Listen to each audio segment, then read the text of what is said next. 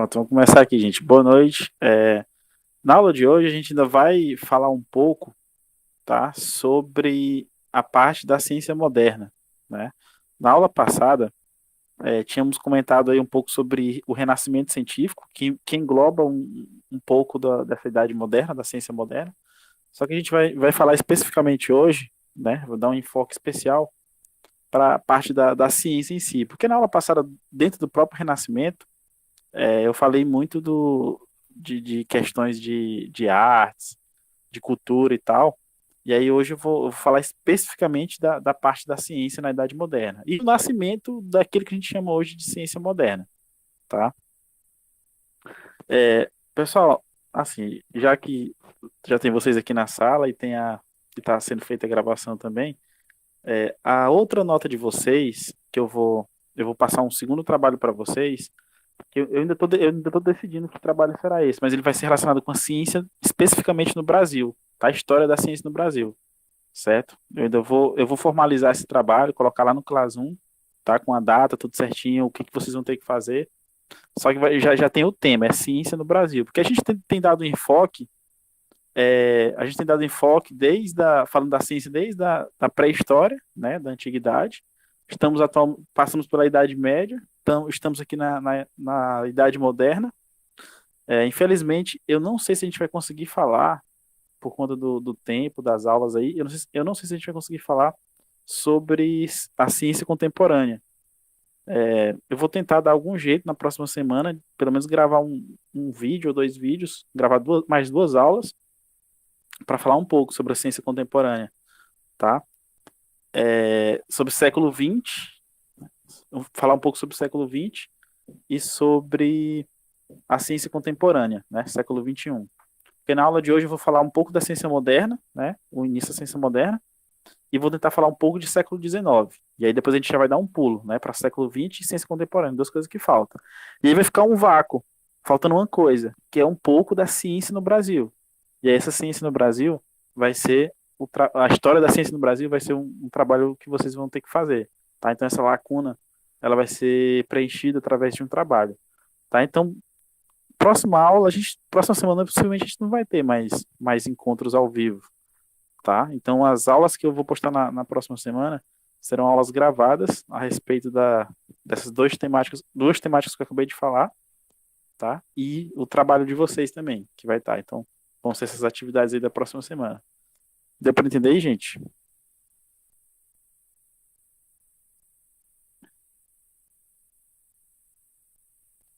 Alguma dúvida? Tranquilo? Então vamos lá.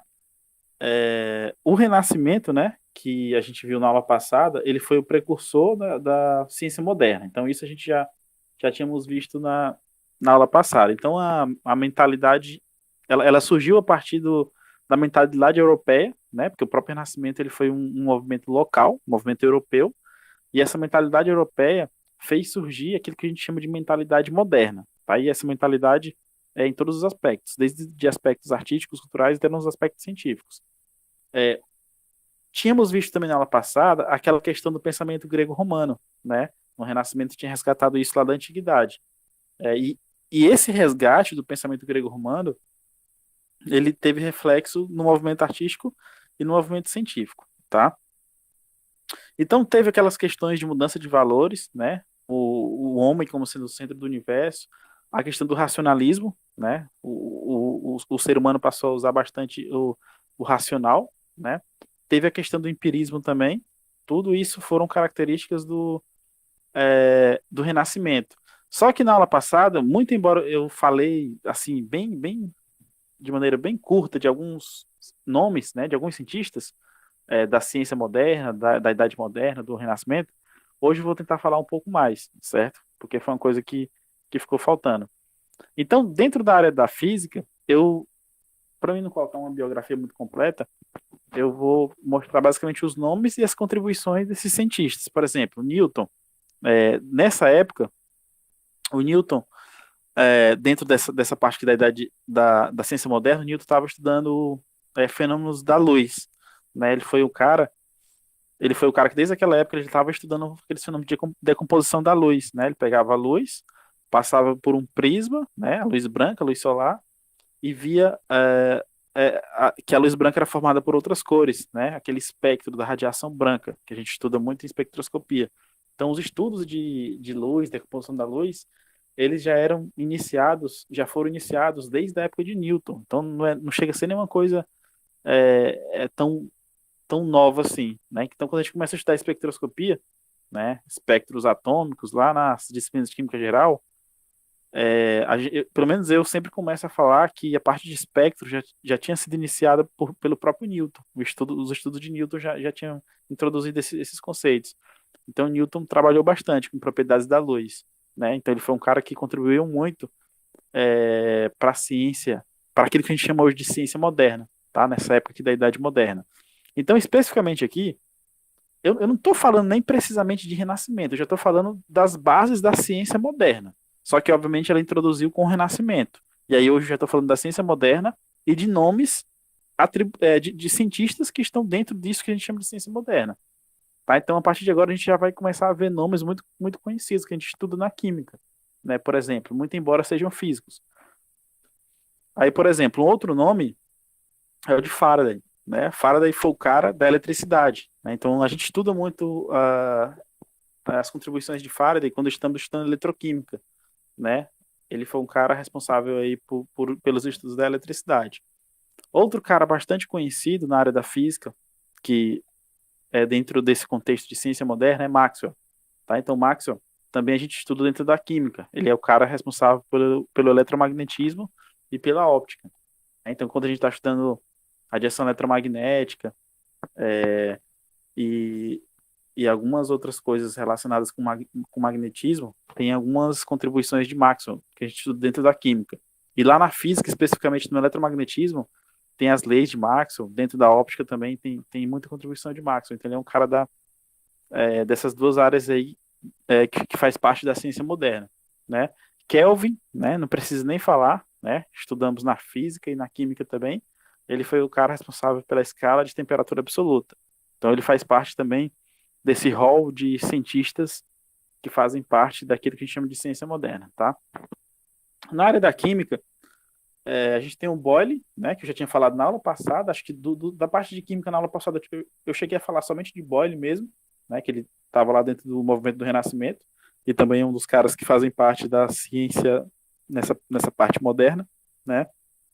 Então, Boyle, ele estudou os gases, ele também trabalhou com alguns compostos de enxofre e acetona, né? Então, ele é químico aí bastante conhecido, com contribuições bastante relevantes, né? Tem Dalton, né? Dalton e a sua famosa teoria atômica.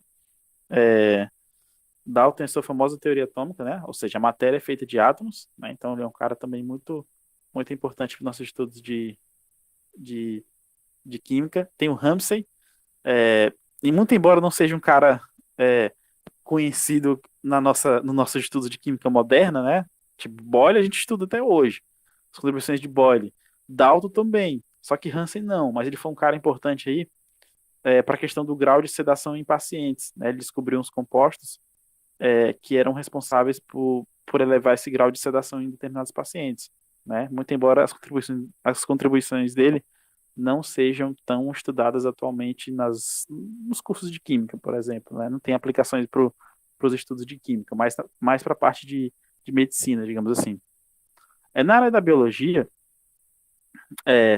tem um monte de cientistas aqui, né? De biólogos. Eu vou destacar somente três, né? Que é o Mendel, né? O cara aí da herança genética, né? Da genética. Tem o Pasteur, que provou a prova da biogênese, né? Teoria da biogênese, que a gente estuda lá em biologia do primeiro ou segundo ano do ensino médio, eu não lembro.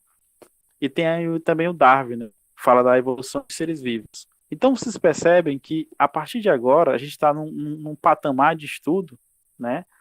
Que a gente começa a ver que a gente começa a ver o aparecimento de grandes gênios, digamos assim, né? Não são só meros cientistas, grandes gênios que contribuíram bastante para o conhecimento que a gente tem atual, né? Conhecimento bem contemporâneo. Então, mesmo a gente a gente vinha lá da. Nosso estudo começou lá da Idade Antiga, né? Pré-história.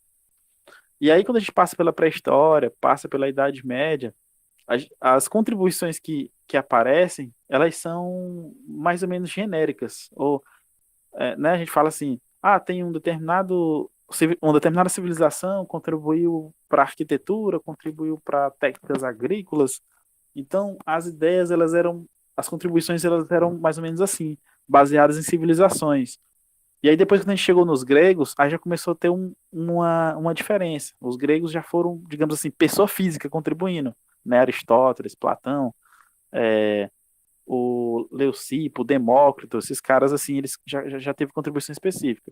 Aí você vem para a Idade Média, alguns cientistas deram algumas contribuições, mas nada relevante comparado com o que a gente tem aqui na Idade Moderna.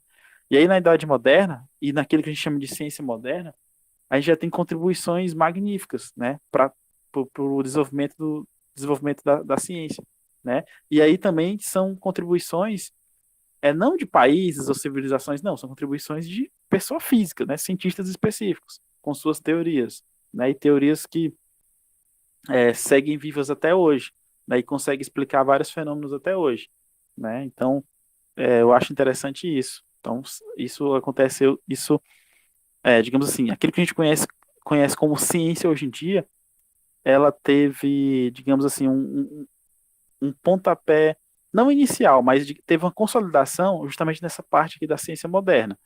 E aí, quando a gente chegar especificamente no século XIX, que é uma parte da aula de hoje que eu vou falar daqui a pouco, quando a gente chega no século XIX, aí as coisas ainda ficam mais claras, né? As contribuições da ciência ainda ficam mais claras em relação àquilo que a gente tem até hoje, tá? Na área da astronomia, eu já tinha falado na aula passada também, né? Lá na parte do Renascimento, as contribuições de Copérnico sobre o heliocentrismo, né? Tínhamos falado também sobre Galileu, né? E a questão da experimentação e os movimentos, principalmente de objetos macroscópicos, né? Tem as leis de Kepler sobre a mecânica celeste, né? Sobre aquelas leis de gravitação universal, né? Que a gente costuma ver também. E teve mais outros dois cientistas que nem são tão conhecidos, mas eles trabalharam com a questão da radiação do infravermelho e Urano. E teve o Maurer com as manchas solares e o ciclo magnético solar, né? Quando a gente fala de astronomia, geralmente nessa época de ciência moderna, a gente costuma falar muito de Copérnico, Galileu e Kepler, que a gente costuma inclusive estudar muito no ensino médio essa parte, né? Mas teve outros cientistas aí que contribuíram bastante para essa área da astronomia, que se desenvolveu muito, né? Teve bastante desenvolvimento na época da Idade Moderna. Na área da matemática, é interessante mencionarmos aqui as contribuições de Pascal, né? Que foi o cara que inventou a primeira calculadora moderna, digamos assim. Tem o Leibniz, eu não consigo falar o nome muito desse cara, né? Leibniz. Quem consegue pronunciar o nome desse cara? Consegue, Carlos? Lá do cálculo.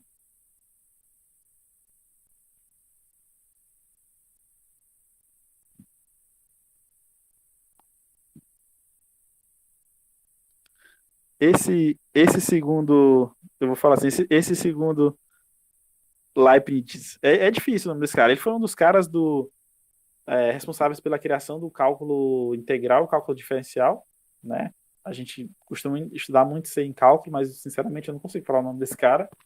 Mas ele a gente chama assim que ele é o pai do cálculo integral e do cálculo integral e do cálculo diferencial. E teve também as contribuições de Descartes, né, sobre a questão do plano cartesiano, né, que é uma coisa que a gente estuda até hoje, na matemática, na física, na química, né, o plano cartesiano é muito importante, né, então não é um conteúdo específico de matemática. Então você imagina, gente, ó, são contribuições, tá, que surgiram aí na Idade Moderna, é, na Idade Moderna, que a gente usa até hoje. Você imagina o tanto de explicações que são feitas com plano cartesiano. Você imagina, na matemática, toda aquela ideia de funções, dentro da química, né? A química, por exemplo, as orientações das moléculas, elas são muito utilizadas com plano cartesiano, quando a gente estuda simetria molecular, construção de moléculas. A questão dos orbitais, a gente utiliza muito o plano cartesiano.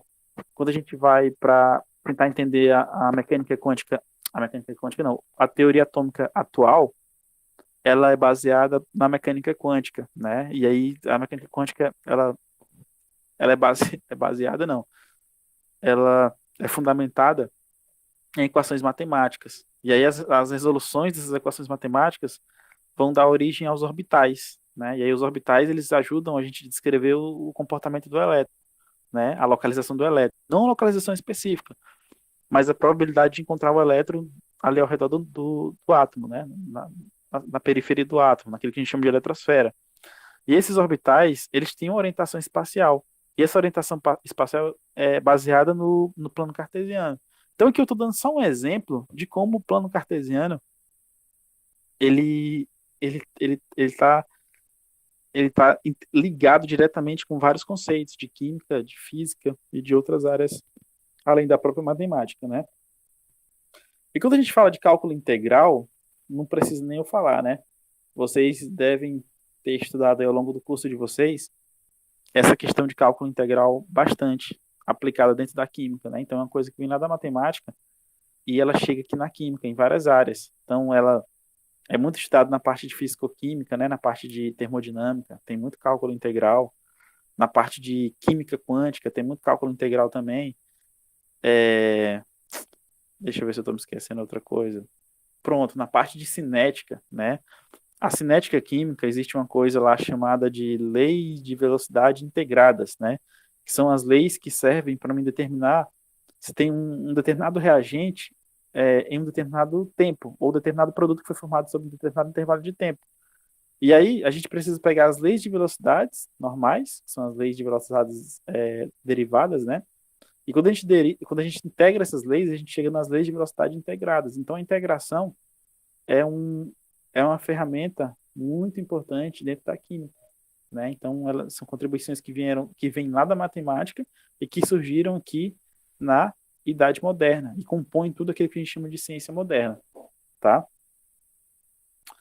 Aqui, gente, tem especificamente, né, as obras de alguns cientistas, né? Obviamente, eu acabei falando que não ia nem falar da biografia desses cientistas, ia colocar só um tópicozinho, mas já que está aqui no slide, eu vou comentar rápido. Então, o próprio Galileu, né? Galileu Galilei, ele é considerado por muitos o pai da ciência moderna, né? Ele foi o primeiro cara a combinar observação experimental com descrição dos fenômenos, né? Teve essa junção aí. E também ele foi responsável pela linguagem matemática, né? A linguagem matemática, na verdade, eu falei errado, a linguagem matemática é para Galileu fundamental para a explicação dos fenômenos naturais. Então você imagina, tudo aquilo que a gente conhece hoje, né? Dentro da química, dentro da física, que a gente conhece entre a junção, né, de um fenômeno natural e a descrição matemática daquele fenômeno natural é uma é uma coisa é uma coisa absurda. Porque, por exemplo, eu vou fazer vocês pensarem um pouco. Vocês imaginam? Eu vou fazer uma pergunta para vocês. Vocês acham que a matemática é uma coisa natural ou é uma invenção humana? Eu queria que vocês me respondessem. O que vocês acham?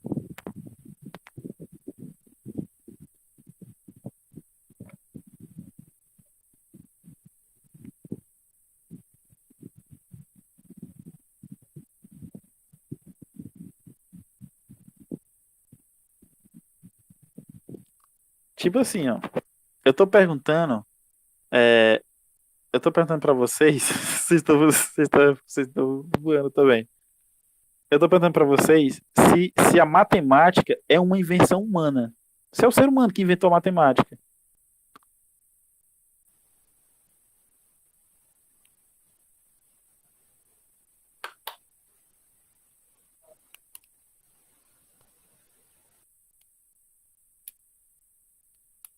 Ou vocês ainda estão com dúvida?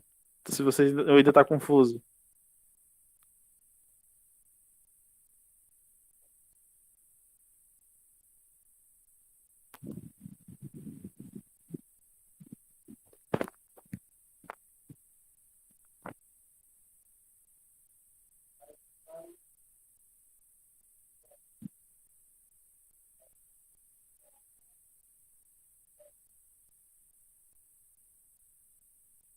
É difícil, né, essa pergunta. Porque é o seguinte, ó. É porque é o seguinte. A matemática, né? A linguagem matemática, ela é uma invenção humana, né? Tipo assim, a matemática, ela não foi, ela não foi descoberta assim naturalmente, ela é uma invenção humana, né? E aí o mais engraçado, o mais espetacular é, por exemplo, a gente tem fenômenos naturais, né? Dentro da física, dentro da química, dentro de outras áreas. Aí você imagina como uma invenção humana, né? Que é a matemática, né? Ela consegue explicar os fenômenos naturais. Porque, por exemplo, a física, a química, né? Por exemplo, a química, a física, ela não é coisa inventada pelos homens, né? A física é uma coisa que acontece de fenômenos mesmo naturais, fenômenos da natureza, por exemplo, né? E aí cabe ao homem desvendar e descobrir isso. E aí o mais interessante é você pegar uma ferramenta do homem, que é a matemática, e essa ferramenta do homem, ela ser usada para explicar fenômenos naturais. Se você imaginar isso, é uma viagem muito doida, né? É uma viagem muito absurda. E aí o cara que fez isso, né? Que fez isso, não, o cara que começou a entender isso foi o Galileu, tá? Ele falou assim, poxa, ele pensou a linguagem matemática, né? Na época ele pensou bastante isso, que a linguagem matemática era fundamental para a explicação dos fenômenos naturais, tá? Então isso aí aplica-se não apenas à física, isso aplica-se a todas as áreas da ciência, né? Principalmente especificamente as áreas das ciências exatas, tá? Então foi uma afirmação de Galileu que ajudou, né, bastante na questão do desenvolvimento científico, a parte das ciências exatas, digamos assim, tá? Ele deu muitas contribuições para as questões de conhecimento, do conhecimento do movimento, né, aquelas leis do movimento. Trabalhou com movimento uniforme, de projetos, de corpos em queda livre, né, pêndulos, então são coisas bastante da física. Ele trabalhou também com a teoria que a Terra girava ao redor do Sol, tá? E aí o mais engraçado é esse último tópico. Ele foi obrigado a negar suas ideias para salvar a sua própria vida, né? Porque aquele tempo teve aquelas questões, principalmente na época da Revolução Francesa ou no fim da Revolução Francesa, se você tinha algumas teorias que eram meio absurdas ou contra ao pensamento que existia naquela época, você ia para guilhotina, né?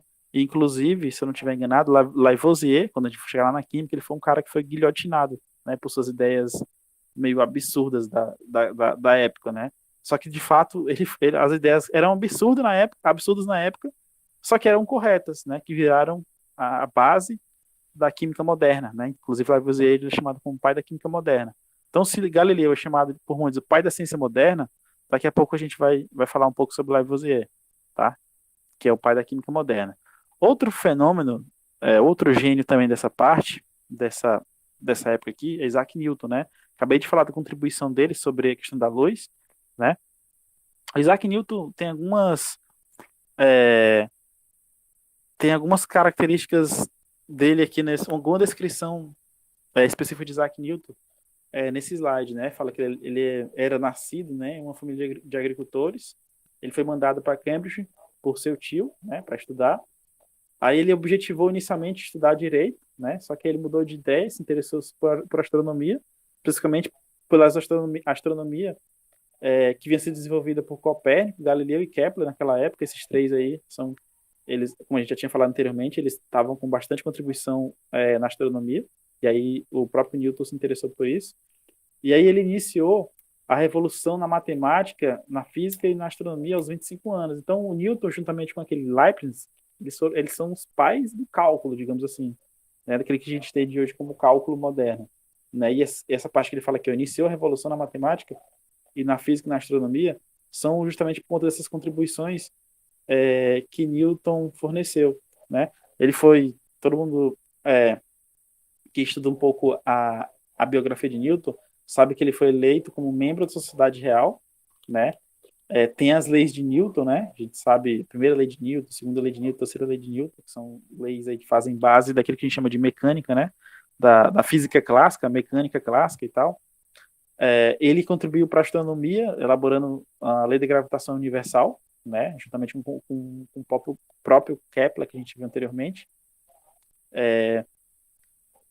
Deixa eu ver aqui mais. Aqui embaixo, esses dois tópicos fala sobre algumas, como é que fala? Algumas premiações que o Newton ganhou na época, né?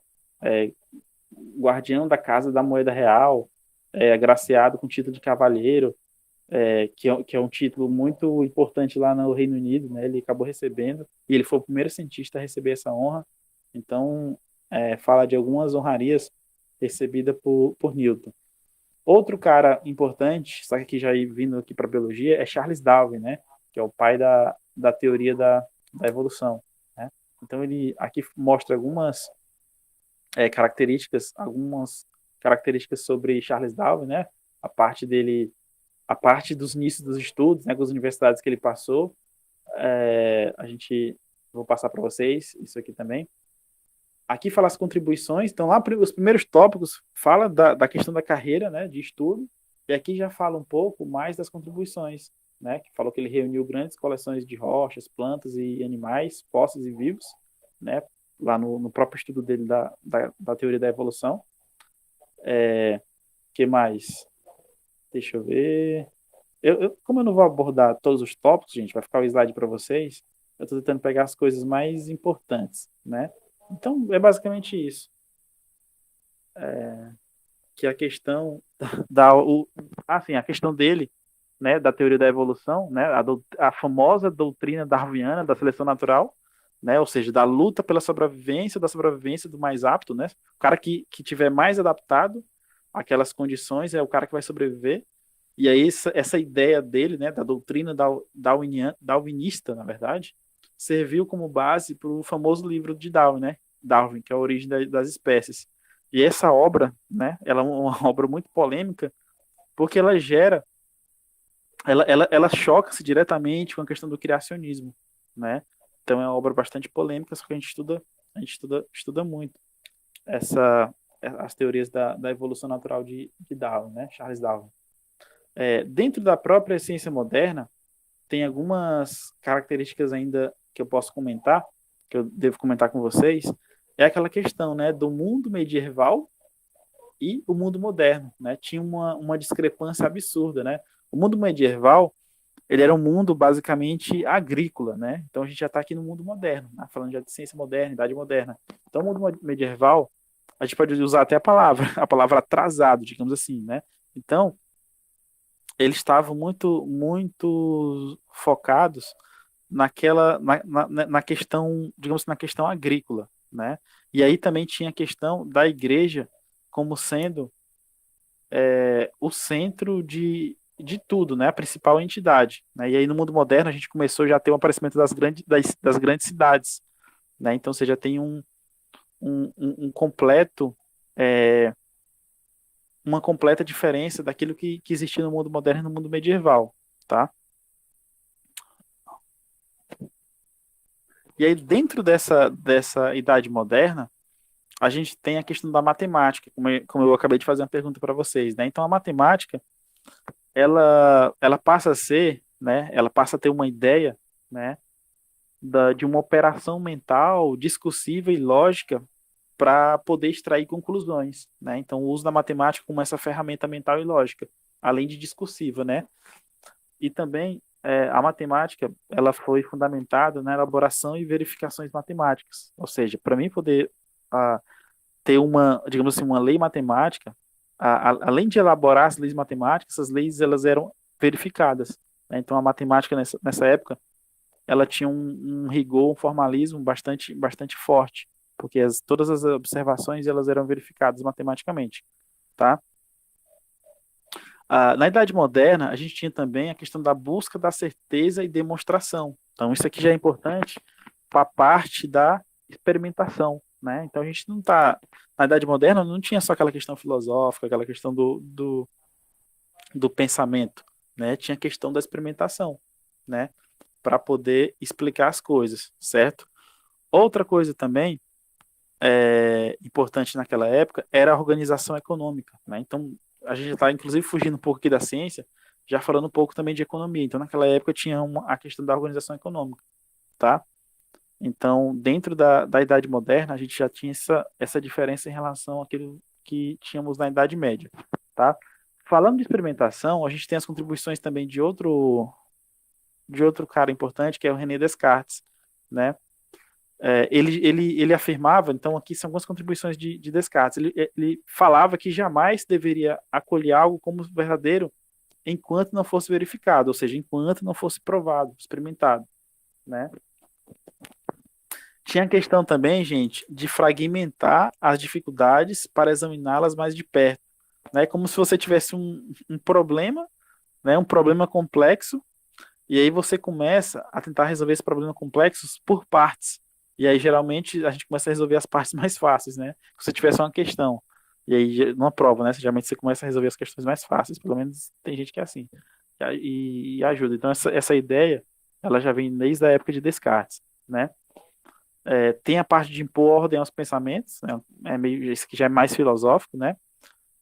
E tem também as contribuições dele no respeito a fazer enumerações e revisões para não correr risco de omissões, né? Então, essas duas contribuições aqui de baixo já são mais contribuições da parte organizacional, né?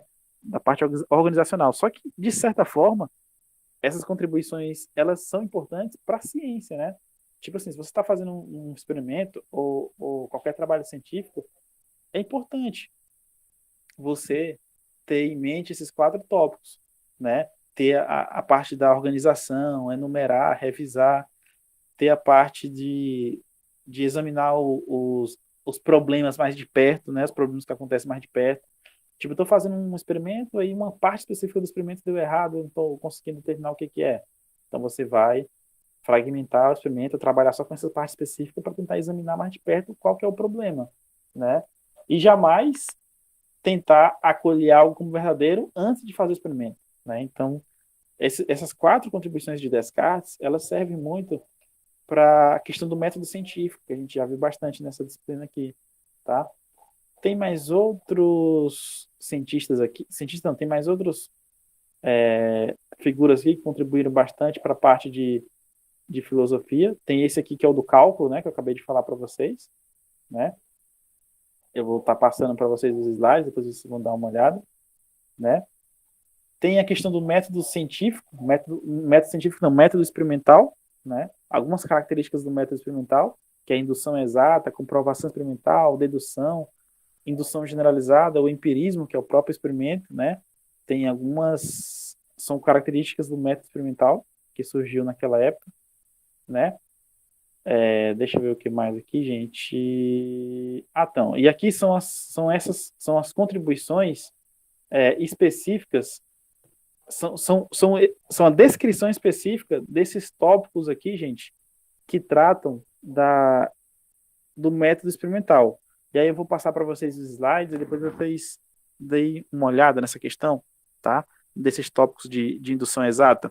Eu tô falando rápido, gente, porque eu ainda quero mostrar para vocês a questão da ciência no século XIX. Então, já quero sair aqui dessa parte específica da Idade Moderna e pular lá para o século XIX, que foi um século bastante intenso do ponto de vista de contribuição científica. Então, deixa só eu sair daqui e aí eu volto já com outro slide para a gente dar uma olhada rápida. Só um minuto, gente.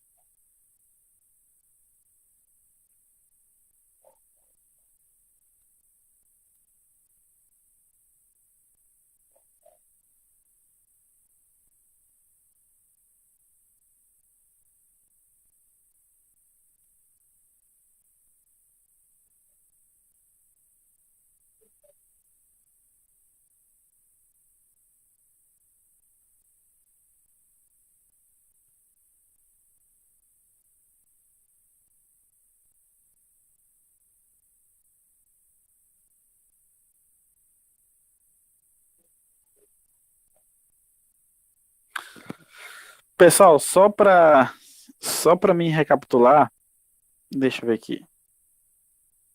Não, beleza. Então é o seguinte, ó. Isso eu falei no início da aula, só para relembrá-los. Então nessa aula de hoje a gente terminou um pouco falando de ciência, do início da ciência moderna, né? Que a ciência moderna em si, a precursora da ciência moderna foi o próprio Renascimento, né? E aí aqui nessa segunda parte da aula a gente vai falar um pouco sobre a ciência no século XIX, né? Por que esse século foi tão intenso, por que esse século é, foi tão produtivo do ponto de vista científico, né? A gente vai discutir um pouco aqui rápido. E aí a próxima semana, como eu tinha falado já no início da aula, eu vou tentar gravar duas aulas sobre o século XX, né? E mais uma aula, não, vai ser duas aulas, uma sobre o século XX, do ponto de vista da ciência, e uma sobre a idade contemporânea, digamos assim, né, os principais conhecimentos que a gente tem sobre ciência contemporânea, para a gente fechar a nossa grade de conteúdos.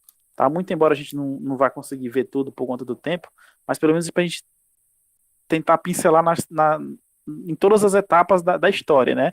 Saindo desde lá da época primitiva, né? Seguindo aqui uma cronologia, saindo desde da Idade Antiga, primitiva, não, Idade Antiga, civilizações antigas, passamos por Idade Média, falando um pouco de Idade Moderna, a gente falamos um pouco de alquimia, já que a gente, do curso de Química, a gente acaba puxando um pouco a sardinha para o nosso lado. E aí estamos falando aqui de Idade Moderna, como eu falei, século XIX específico, por ser um século de grande contribuição. E aí essas duas aulas que eu vou gravar para vocês, que eu acabei de falar, século XX e idade contemporânea. E aí, como eu falei, vai ficar faltando uma coisa, né? Então a gente acabou dando uma pincelada nas grandes áreas, nas grandes períodos históricos da ciência, digamos assim. Só que vai ficar faltando uma coisa, que é a história da ciência no Brasil, tá? E essa história da ciência no Brasil vai ser um trabalho, só para recapitular, que eu vou passar para vocês que eu vou estar postando amanhã, tá?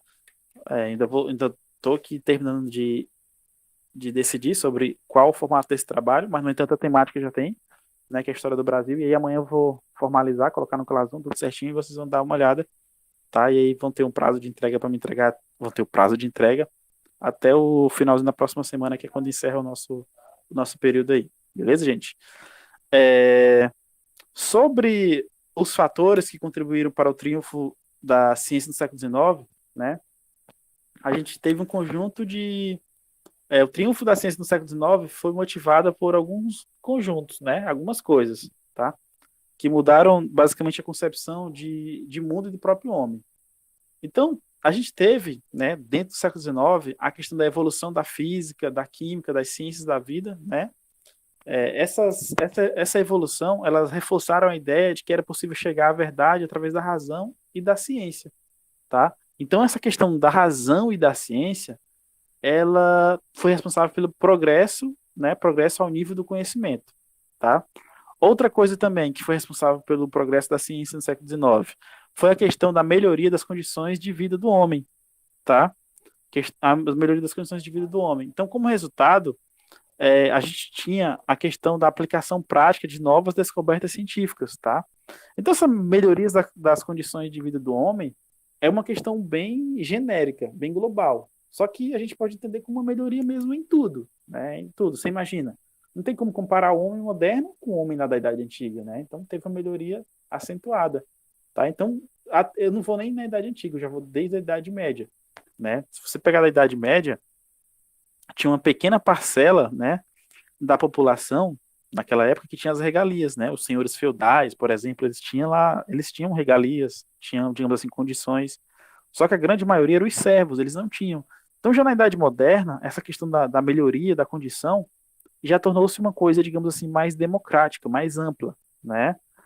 E aí impulsionou, digamos assim, o desenvolvimento científico, por exemplo, né? Mais pessoas foram educadas, instruídas e tal, então isso contribuiu muito.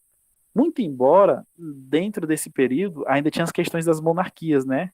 Que de certa forma, as condições, tipo assim, o alto nível de condição ainda ficava restrito lá aos monarcas, família real, esse tipo de coisa. Só que as pessoas que não faziam parte da família real, eles eles ainda, né, as pessoas que não faziam parte da família real, eles já tinham uma certa condição, né? E aí o que acontece? Isso possibilitou a questão do desenvolvimento da ciência, tá? Assim, o Carlos está falando que no século XIX,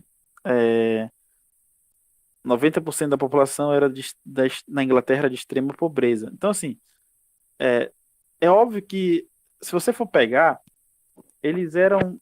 Eu não sei, cara, se essa informação tá precisa, cara. 90% de extrema pobreza. Porque, na verdade, o que eles fazem é um comparativo, né, da idade moderna, né, a condição do homem da idade moderna com a condição do homem das idades anteriores, né, idade média, idade antiga, e eles falam que teve uma melhoria bastante acentuada das condições de vida do próprio homem, né, e aí isso aí teve resultado para a ciência, tá? Outra coisa, todas essas melhorias, essas evoluções, elas fazem parte da questão da afirmação do cientismo. Meu Deus do céu, quase não sai. A afirmação do cientismo, tá? Então, o que é essa afirmação? É a crença de que a ciência é a chave do progresso da humanidade e o caminho para a felicidade do homem, tá? Então, depois que eles estavam no século XIX, eles estavam com isso na cabeça, acabou que a ciência ela foi bastante impulsionada, né? Porque a ciência ela era o quê? Ela era relacionada com a chave do progresso, né? E isso ainda é um conceito que a gente traz até hoje, né? Essa parte do caminho para a felicidade do homem, hoje em dia a gente nem fala muito disso. A gente fala só que a ciência ela é a chave para o progresso de um país, por exemplo, né? Por exemplo, um país que não tem, digamos assim, investimentos em ciência, investimentos na educação, principalmente, a gente não vai esperar muito que esse país vá progredir, né? Então, essa ideia de progresso associada com investimentos em educação e ciência é uma ideia que surgiu, já vem desde o século XIX, na qual a ciência ela passou a ser sinônimo de progresso, né? Então, é interessante que isso surgiu no século XIX, tá?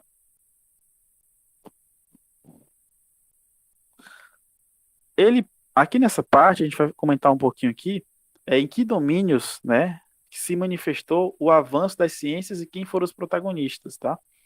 Então aqui, gente, ó, no domínio da física, então a gente vai falar aqui de gênios também, né, só que agora lá do século XIX. Então o primeiro cara lá de cima Maxwell, né, ele trabalhou com os campos eletromagnéticos, né, a gente já tinha falado de Maxwell lá desde da idade moderna, né, no slide passado, mas ele também foi o cara que estava aqui no século XIX.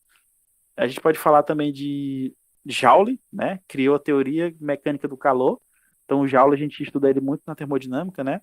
Tem o Clausius, que a gente estuda também na termodinâmica, ele formulou a segunda lei, né, a segunda lei da termodinâmica. Tem o Hertz, né. Hertz foi o cara que trabalhou com as ondas eletromagnéticas, né? Que inclusive a frequência hoje em dia, a frequência de uma radiação eletromagnética, de uma onda, a unidade dela é segunda menos um. E também esse segunda menos um é a mesma coisa que um Hertz. E aí vem em homenagem ao próprio Hertz, que foi um cara que trabalhou muito com ondas eletromagnéticas. Tem o Thomson, que foi o cara que descobriu o elétron, né? A gente estuda lá o modelo atômico de Thomson. Aqui embaixo tem o Max Planck, formulou a constante de Planck e o princípio segundo o qual a energia era emitida em forma de pacotes de energia, né? Deixa eu só dar um clique aqui, a gente passa nesse negócio. Então, tem o Planck, né, que é o cara da teoria quântica, né? Ele fala que as trocas energéticas, né, entre os sistemas subatômicos, digamos assim, elas aconteciam em pacote de energia definida, né, que era o quanto. Né? Então, o Max Planck foi o cara que desenvolveu, digamos assim, a mecânica quântica, é o precursor da teoria quântica, digamos assim. E essa teoria quântica, ela é do domínio da física, né? Só que ela também é utilizada na química, certo? Quando a gente vem especificamente para a química, a gente tem que destacar, não tem jeito, as contribuições dessa galera aqui da radioatividade, né? Marie Curie, Pierre Curie, né? Eles descobriram a radioatividade, né? E a questão dos novos elementos químicos, né? Descobertos aqui nessa época. Teve a questão do Mendeleev, né? Que ele criou a primeira tabela periódica, né? Na verdade, não é que ele criou a primeira tabela periódica, ele deu uma contribuição muito grande para a tabela periódica, né? Porque, tipo assim, já teve várias outras tabelas periódicas antes de Mendeleev, né? Mas, digamos assim, ele foi o cara que organizou, que teve uma organização lógica para a tabela periódica, digamos assim, uma organização um pouco mais mais detalhada da tabela periódica, né? Então, se a gente falar que ele criou a primeira tabela periódica, especificamente, eu não falaria isso, né? Eu acabei tá nesse slide aqui, mas a gente pode pelo menos só generalizar, né? Mendeleev e tabela periódica, mas não foi que ele criou. A gente já tinha algumas algumas contribuições anteriores a respeito da tabela periódica, né? Ou seja, pelo menos uma organização dos elementos em períodos, digamos assim, né? O domínio das ciências da vida e os novos ramos do saber. Essa parte aqui, gente, já fala especificamente da medicina, né? A questão da citologia, né? O estudo da célula, ou seja, eles nessa parte do século XIX, toda a caracterização da célula passou a ser estudado e passou a ser entendido, né? Teve a questão também da medicina experimental, né? Ou seja, se aplicar técnicas experimentais dentro da própria medicina, né? Então isso aqui tudo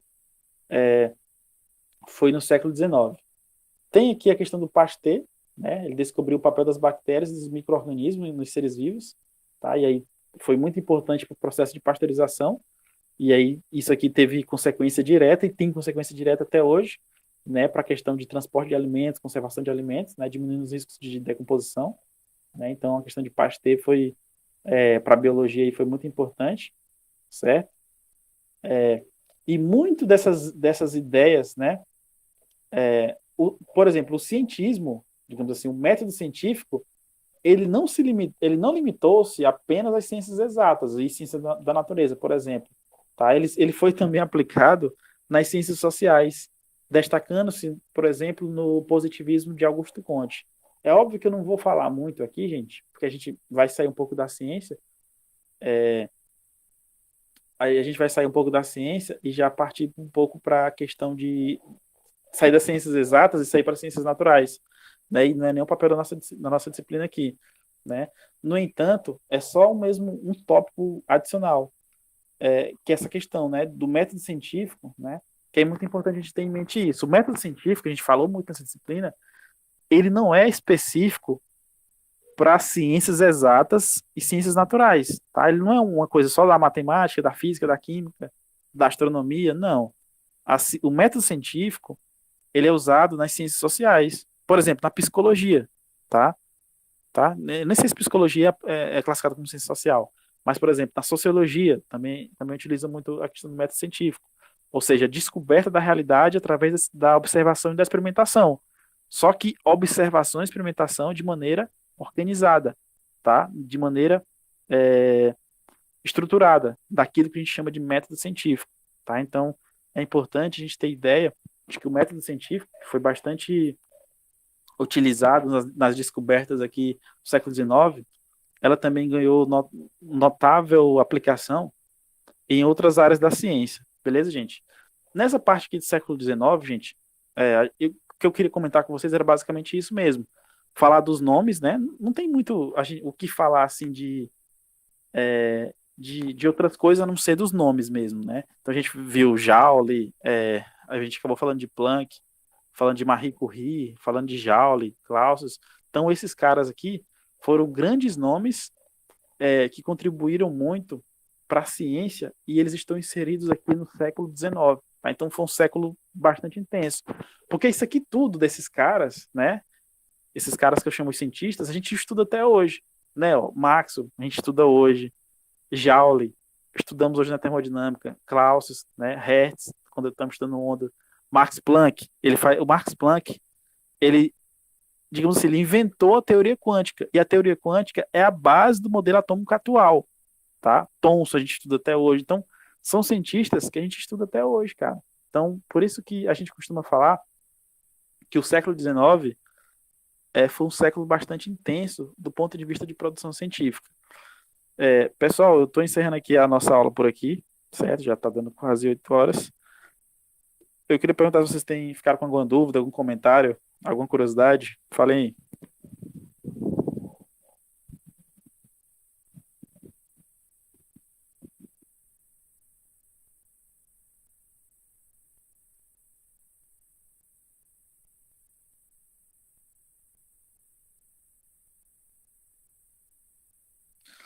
Pessoal, pô, beleza. Então amanhã eu vou estar postando a gravação dessa aula aqui, os slides também.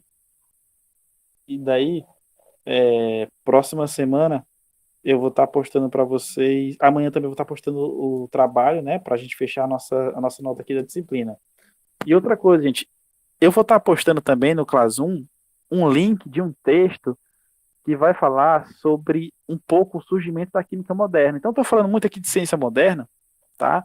Só que eu vou falar também, eu vou querer abordar com vocês também sobre o surgimento daquele que a gente chama de química moderna, que é a transição da alquimia para a química moderna. E aí tem um texto lá da revista super interessante, um link, que ela fala especificamente desse surgimento, que foi com Lavoisier, né, na época lá da Revolução Francesa. Então, eu vou deixar o link, vou explicar direitinho do que se trata, para vocês fazerem a leitura também. Beleza, gente? Boa noite a todos, bom final de semana e até a próxima.